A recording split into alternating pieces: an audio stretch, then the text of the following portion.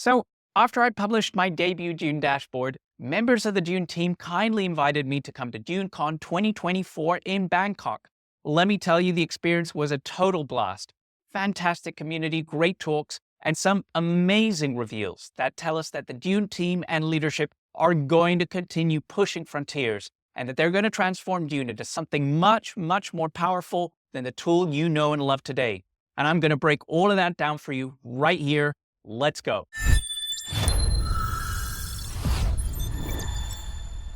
So the outline for today, I'm going to give you a review of the conference as a whole, point out some overarching themes and standout presentations that I think you should catch up with, and then I'm going to examine the many exciting announcements that CEO Fredrik Haga made during his keynote speech. Let me be straight up here and say that I am totally going to be plagiarizing the slides from his keynote. You can watch the original presentation for yourselves on the link that's on screen now. That said, I'll be throwing in my own thoughts and comments as well, so hopefully that creates some extra value add for you. Once again, I've created timestamps, so feel free to scoot over to the parts of this video that interest you the most. Great, let's begin with a conference review. Dune has a community-spirited ethos as a platform, and that absolutely came through with the vibe that they created for their conference and the people that it attracted. One of the things that has really struck me about crypto conferences that I've been to is that they are fascinating as anthropological studies. There are just so many tribes in the blockchain space, and they're all so different to each other. Crypto bros and Bitcoin maxis have nothing to do with Ethereum developers. TradFi types are a totally different breed. And if you go to a meetup on crypto law and regulations, the vibe totally changes again. And so, true to form, the data tribe that gathered for DuneCon has its very own distinctive character as well. Let me tell you, this year my feelings got pretty depressed as I watched wave after wave of total crap projects masquerading as real use cases, and of course, the never-ending series of scams. I feel I'm taking a risk trying to make a career in this sector, and all of that is just so dispiriting. So then to come into a community like this, where people are essentially motivated by truth, transparency, and accountability, and the inherent potential of blockchain technology to deliver those essential economic services fairly, reliably, and at low cost, and then to pursue that goal as a shared collaborative effort, teaching others what each of them has learned. Well, that brings very different sorts of people in through the door. Personally exciting for me was the fact that I got to meet my own data mentors there, Andrew and Jackie. Both were super friendly, as I'm sure you'd expect. And actually, it was really nice and affirming to be there in general because a number of the members of the Dune team had seen my content and said that they appreciated it, which, is always really good to hear. And also, very importantly, let me certify that the food was excellent at DuneCon. They look after you, and the food at DevCon, which took place the rest of the week in Bangkok, was a shocking letdown by comparison. Anyway, let's move on to some of the talks that I want to highlight. I will only be picking a handful of them, so you can go to Dune's YouTube page to check out the full set and playlist. There should be a card on screen now. The titles of the talks look pretty diverse, but actually there was a big and important theme that kept on recurring over and over. And that theme was the call for data analysts to look beneath the surface. So what is this about? Well, the crypto community has been hungry for metrics that give them insights and a sense of ownership over their analysis. And of course, marketing teams love analysis that can be blasted out in a single X post. And so we end up with metrics like TVL, active addresses, daily volume. But these are incredibly superficial as metrics, and they are far from telling you what the real story is that's going on chain. You need to go beneath the surface to discover what that story really is. This is a core skill that you're taught if you work as a financial analyst. The CFA program teaches you financial accounting, not just so that you can read accounts, but so that you can take them apart and figure out the hidden story that's written between the line items. Traditional data analyst and data science work also places a strong emphasis on the need to be professionally skeptical about your own results and analysis and to rigorously put them to the test and validate them. Well, it's no different for us here in crypto. But the most popular measures that we have are still really basic and underdeveloped. We can and should strive to do better. More importantly, we have the means to.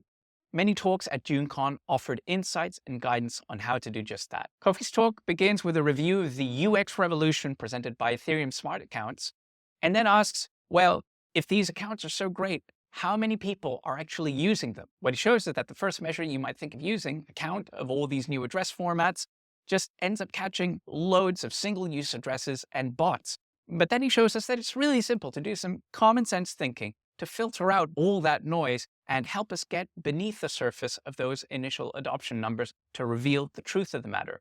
And it isn't just new smart accounts that have these sorts of issues. Standard measures of active addresses can be problematic too. So Tim Conrad from Slice Analytics likewise gives us a detailed breakdown of all the ways that he has developed to go beneath the surface and reveal insights that are economically meaningful and help clients make better decisions.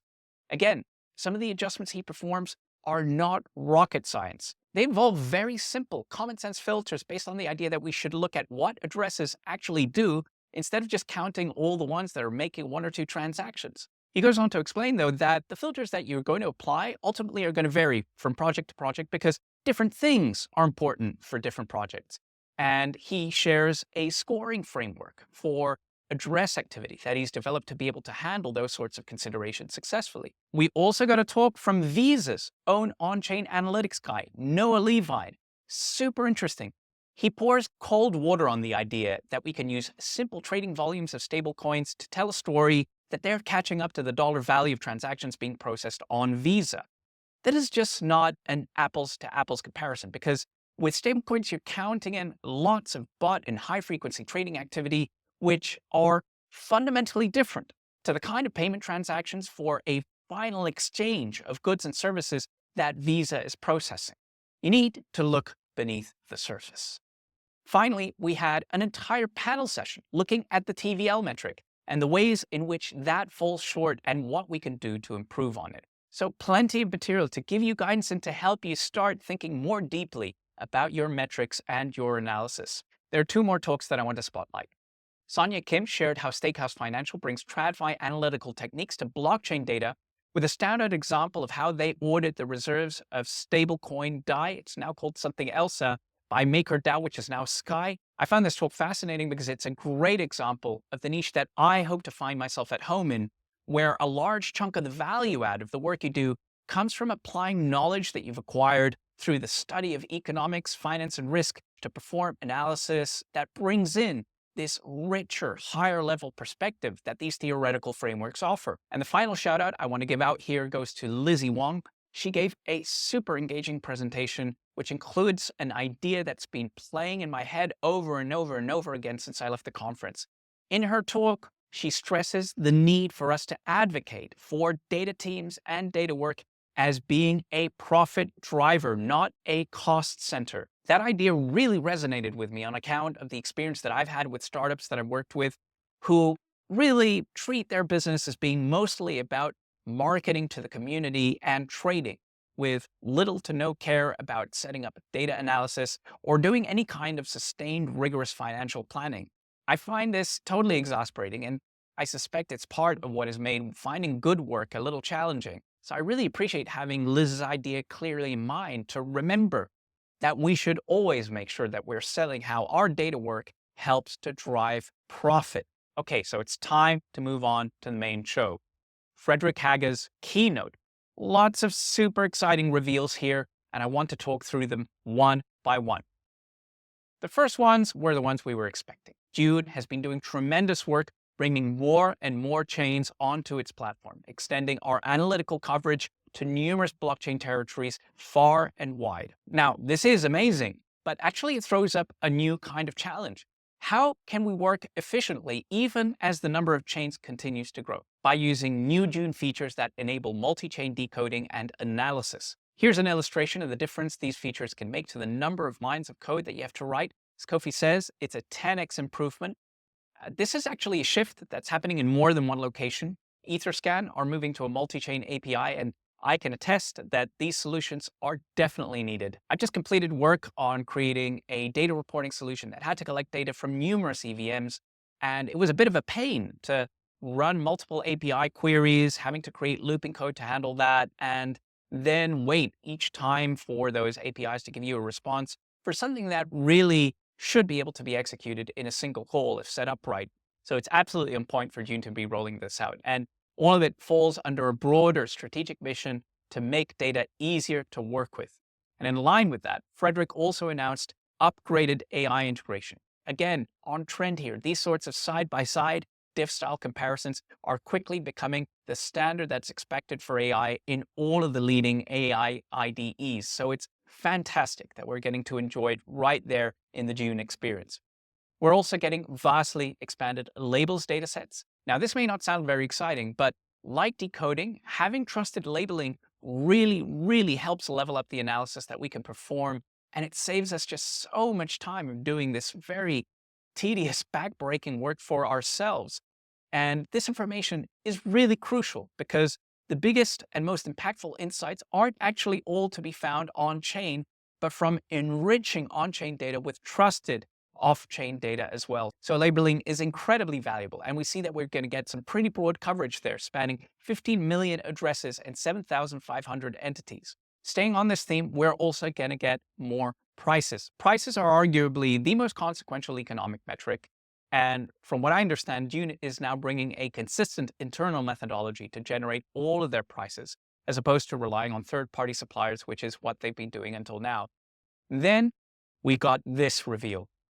Pivot tables. And this was a moment where I really knew that I was in a data crowd because everybody cheered when they saw this. This is a fantastic addition. It was one of my favorite features in my review of Token Terminal last year because pivot tables just give you so much UX-friendly flexibility over how you present and understand data. Interestingly, Fredrik singled out financial reporting as a key application for this feature.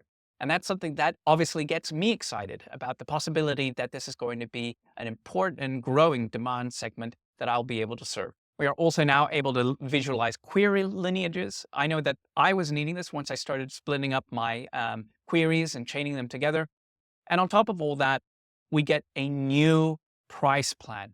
This was sorely needed. The only other option was some $300 US plus a month. And I know that was too much for me earlier this year. So it feels like there was this lost opportunity in serving small scale and hobby analysts, especially given the community-centric ethos of this platform. As we'll see, Dune is also going to release some very exciting high-end features that it will be able to monetize at a premium price point. So it should be able to defend its revenues even as it begins opening up these more accessible price tiers.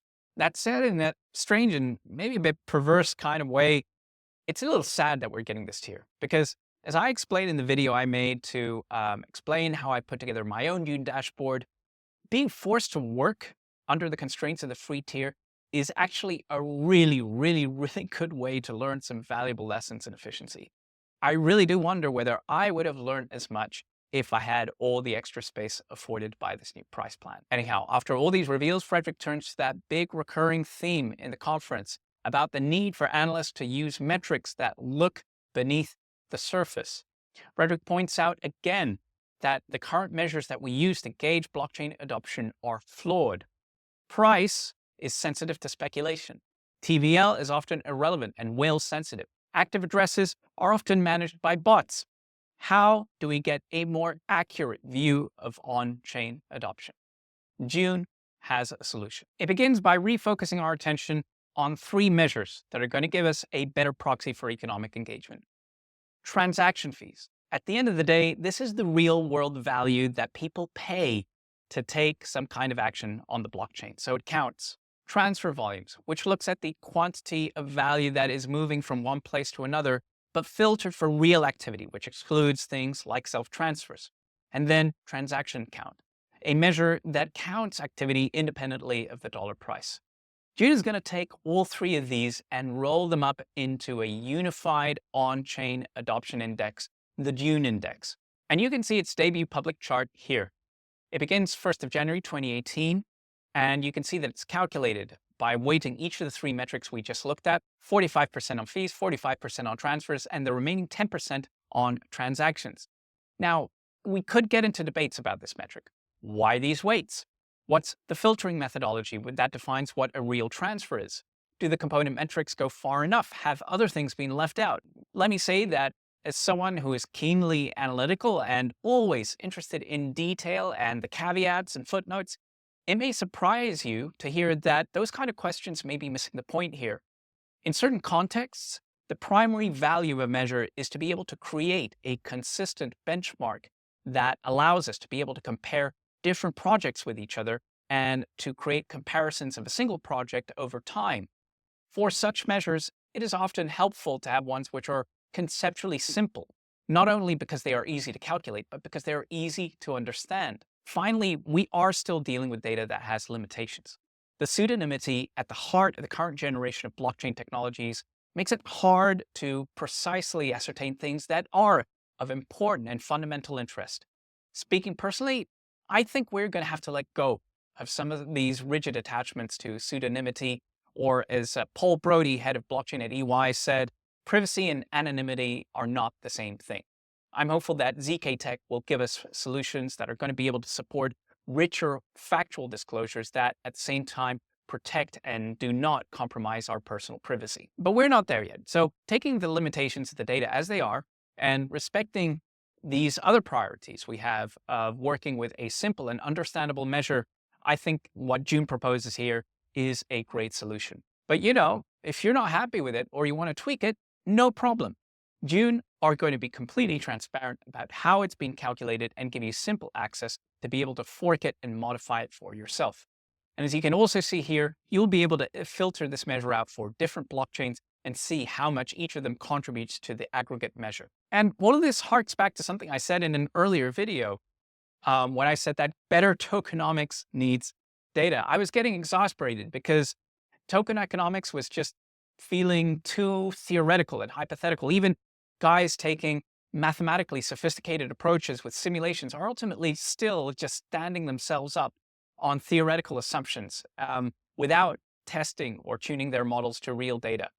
I knew that it is on-chain data and those who work with it who are going to take token economics forward. And the Dune team is showing us a great example of that with this initiative and the launch of this index. And well, with that, we reached the end of the keynote. So you can see it was chock-a-block with awesome reveals, except that it wasn't the end. There was one more thing. Dune Echo, the real-time multi-chain developer platform that's coming to Dune. And well, what is this exactly? Well, let me tell you, it's a big effing deal. It's so big, in fact, that I've decided that it deserves its very own video. So make sure you catch it because you won't want to miss it. I'll see you there.